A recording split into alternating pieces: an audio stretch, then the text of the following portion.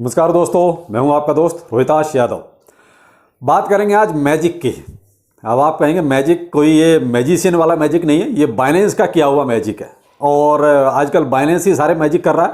अब यहाँ बाइनेंस के मैजिक की जो बात है वो है मैजिक का बाइनेंस पर लिस्ट होना।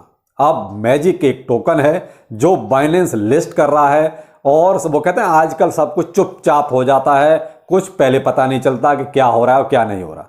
तो बाइनेंस ने रिसेंटली ये जो है ट्वीट किया है कि मैजिक को जो है बाइनेंस पर लिस्ट किया जा रहा है और आज से ही इसकी आपकी सारी प्रक्रिया शुरू हो जाएगी। और जैसे ही ये न्यूज आई अचानक से मैजिक में वो तो कंफर्म था कि अगर बाइनेंस पर कोई चीज़ लिस्ट हो रही है तो प्राइस तो देखिए एक साथ पंप होगा ही होगा और सीधा 50% का उछाल मार गया। तो और दूसरी बात, मैजिक कोई इतना बड़ा टोकन नहीं है। मैं आपको एक चीज़ और बताऊं, इसकी जो अभी तक की जो लिस्टिंग है वो मैं आपको बताता हूं। इससे पहले ये OKX पे लिस्ट हुआ है, MEXC पे हुआ है, कॉइन बेस पे, यूनिस्वैप, बिटगेट, ओके कॉइन और BKEX। यानी इसमें देखिए KuCoin नहीं है, get.io नहीं है, Kraken नहीं है और आपका होबी ग्लोबल नहीं है। ये एक्सचेंज इसमें है ही नहीं, इन पे अभी ये लिस्ट ही नहीं हुआ है।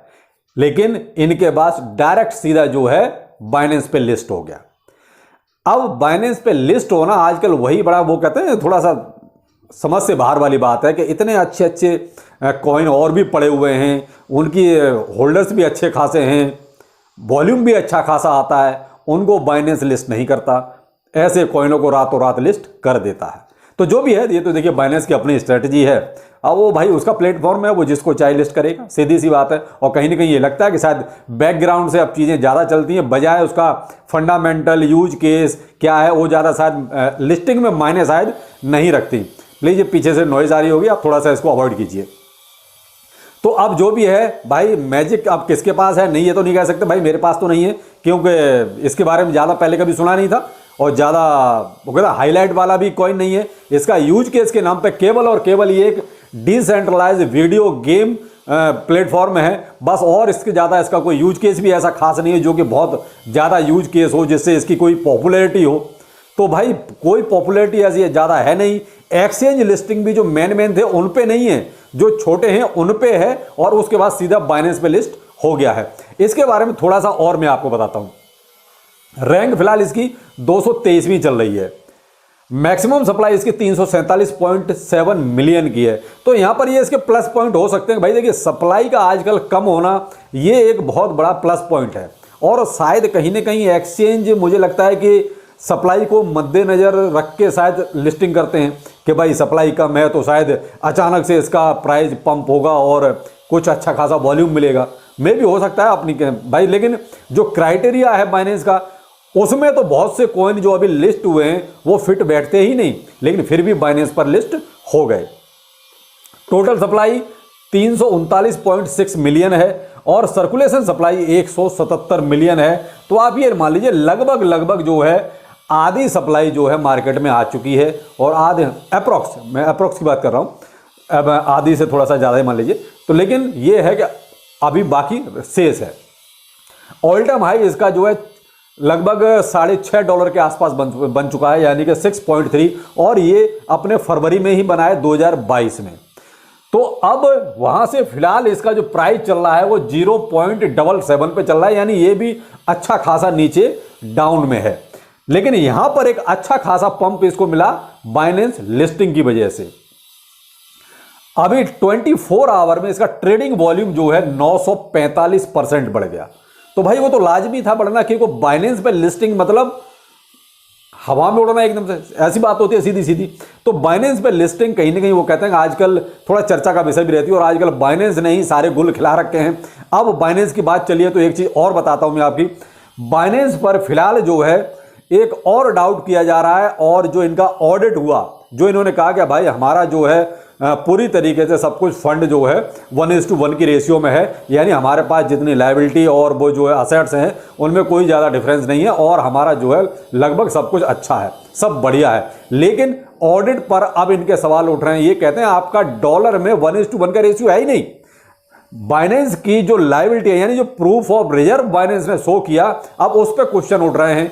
अब उस पर जो क्वेश्चन उठ रहे हैं उसमें हुआ ये है, बाइनेंस की लायबिलिटी है 9.68 बिलियन की, ठीक है, और असेट्स जो है 9.43 बिलियन ही शो हो रहा है। तो भाई 245 मिलियन का जो फर्क है वो क्यों है? जब आप ये कहते हो कि भाई हमारा जो प्रूफ ऑफ रिजर्व है यानी डॉलर के रेशियो में 1:1 की रेशियो में है, तो कोई चिंता की बात नहीं है। लेकिन जो आपने शो किया है उसमें 245 मिलियन का डिफरेंस है, वो क्यों है भाई? क्योंकि आपकी लायबिलिटी ज्यादा है, असेट्स आपके पास भी कम है, और उसमें भी 74% जो है आपका BUSD और BNB है। तो आप ये बताइए फिर आपका क्या सब कुछ सही है? आपने भी तो कहीं ना कहीं कुछ ना कुछ गड़बड़ी कर रखा है। आपकी भी जो होल्डिंग है वो अपने ही टोकन्स में ज्यादा है, यानी BUSD भी बाइनेंस का है और BNB भी बाइनेंस का है। तो अब यहां पर बाइनेंस पर भी प्रूफ ऑफ रिजर्व पे काफी सवाल उठ रहे हैं और काफी अच्छे खासे आजकल आप ट्विटर पे देखिए, बाइनेंस अगर वो कहते हैं ट्रेंडिंग में है तो उसकी वजह है उसका प्रूफ ऑफ रिजर्व, कि प्रूफ ऑफ रिजर्व में बाइनेंस ने भी कुछ ना कुछ गड़बड़ की है और फर्क आया, इस वजह से इन पे सवाल उठ रहे हैं। तो फिर ऑडिट आपने किस चीज का किया? जब लायबिलिटी ज्यादा है, इनके असेट्स कम है, फिर आप ये कैसे कह सकते हैं कि भाई 1:1 की रेशियो में है? तो कहीं ना कहीं अब ये बाइनेंस पर सवाल उठ रहा है और बाइनेंस आजकल कुछ ना कुछ करता ही रहता है। मैंने आपको रात ही एक वीडियो दिया था कि उसने जो है 4-5 टोकन्स की विड्रॉल क्लोज कर दिए हैं अभी, कि सर ये कह के कि भाई मार्केट की कंडीशन कुछ सही नहीं है। भाई ऐसा आप कैसे कर सकते हो? भाई किसी में पंप डंप चल रहा है तो बहुत चलेगा भाई, ये तो डिसेंट्रलाइज क्रिप्टो करेंसी है, आप उसको इस तरीके से कैसे होल्ड कर सकते हो? यानी यहां भी आपकी वो मोनोपोली है कि मैंने अगर आपने नहीं देखा है तो मेरा कल का वीडियो शाम का देखिए, उसमें मैंने आपको दिया था कि 5 टोकन्स पे बाइनेंस ने विड्रॉ पर रोक लगा दी थी। तो वो भी कहीं ना कहीं क्या ये मोनोपोली है कि आपने अपने हिसाब से देखा, उसको रोक दिया, जब आप देखोगे तब उसको ओपन कर दोगे। डिलिस्ट नहीं किया है, आप उस चीज को निश्चिंत रहें कि डिलिस्ट नहीं किया, केवल उनका विड्रॉ रोका था। तो भाई क्यों रोका आपने? आप उस टाइम तक आपने भाई जो इन्वेस्टर है उसको तो परेशान कर दिया ना, अननेसेसरी। आपको विड्रॉ रोकने का कोई हक नहीं था, लेकिन क्या है, मोनोपोली चल रही है। कहीं ना कहीं अब वही हो गया कि एक ही प्लेयर मार्केट में है जो अपनी सारी मनमानी कर सकता है। ये हो गया आजकल बाइनेंस के लिए। तो अब कुछ मार्केट में हम अगर नजर डालते हैं तो देखिए, मार्केट अपना BTC 16,900 चल रहा है, इथेरियम $1,247, शिबा इनू नीचे आ गया है थोड़ा सा, 0.5x088 की सीरीज में आ गया है। मार्केट कैप ने भी कल डरा दिया था काफी, कल मार्केट कैप आपका ये मान लीजिए 790 बिलियन तक चला गया था, लेकिन अभी करंट में जो है लगभग 840 बिलियन के आसपास है। तो कल तो वाकई में थोड़ा सा डेंजर पोजीशन हो गई थी कि मार्केट कैप इतना क्यों गिर रहा है। लेकिन क्या है कि ये शायद जो 13 तारीख और जो 14 तारीख है ना, सब उसी का जो अप एंड डाउन है शायद उसी वजह से। तो कल 13 तारीख देखते हैं भाई क्या निकल के आता है, उसके बाद 14 तारीख, इसके बाद ही कुछ थोड़ा सा कहते हैं दिशा कुछ हल्की सी क्लियर होगी कि भाई आखिर क्या हुआ। लेकिन ये है, मार्केट थोड़ा सा वोलेटिलिटी में ज़्यादा है। आप देख ही रहे हैं, मार्केट कैप से मैंने आपको बताया कल 790 बिलियन तक नीचे चला गया था। तो मार्केट कैप का गिरना मतलब मार्केट से पैसे को निकाल लेना, ये हुआ। तो जो भी है, लेकिन आप थोड़ा सा इस पर नज़र दीजिए। अगर किसी के पास है भाई मैजिक, क्यों बाइनेंस के मैजिक में आप भी शामिल हो जाइए। अगर मैजिक आपके पास है तो देखिए कुछ क्या आपको प्रॉफिट हुआ, नहीं हुआ तो फिर होल्ड कीजिए, अगर हो गया तो भाई प्रॉफिट जरूर ले लेना, बाकी जैसा आपको ठीक लगे। बाकी फिर मिलते हैं किसी नए अपडेट के साथ। नमस्कार।